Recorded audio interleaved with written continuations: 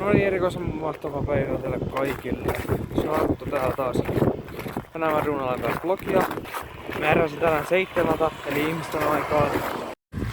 Mä lähdin tosiaan ABC:lle kävelemään. Kun ei ollut muutakaan tekemistä tossa.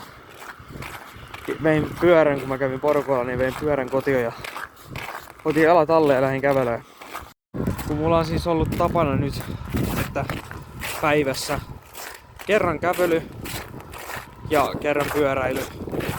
Että tulee sitä liikuntaakin sitten päivää, ettei pelkästään kotona homehtumista.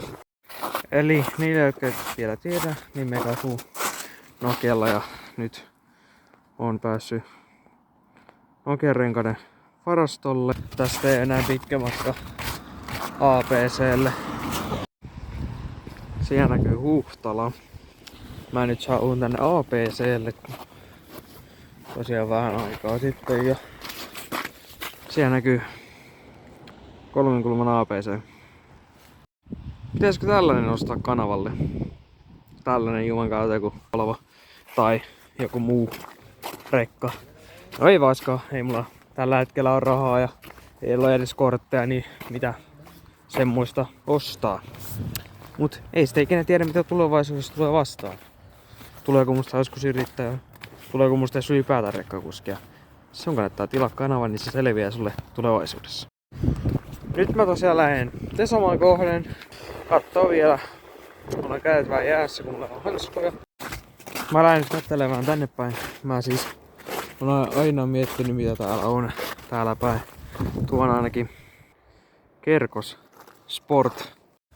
Kello on 16.32 tosiaan tällä hetkellä.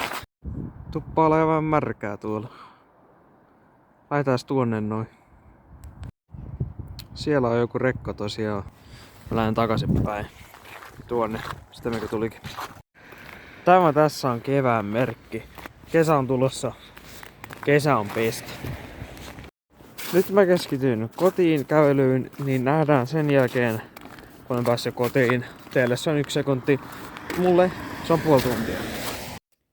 Täällä on aika punaiset tunnelmat, mutta mä nyt tossa editoin tän videon alun. Ja mä nukahdin myös tossa sen jälkeen, kun mä tulin kotiin. Ja nyt mä lähden kauppaan. Ja mä otan vaikka teet mukaan. Jolle taas toi päivittely tosi vähälle, koska mä kävin siellä kaupassa. Mä menin pyörällä kauppaan. Niin mä en viittynyt kuvata, koska se on turvallisuusriski. Ja mä en kumminkaan ollut vahingoittaa itseäni kaatua pyörällä ja pahimmillaan rikkoa puolen, minkä on tullut just huollosta. Niin mä etin sitten kuvaamisen pois. Sori kun tästä tuli vähän tällainen tylsä My Day. Tai no, vlogi. Ei tää ollut My Day, mutta anyway. Moro.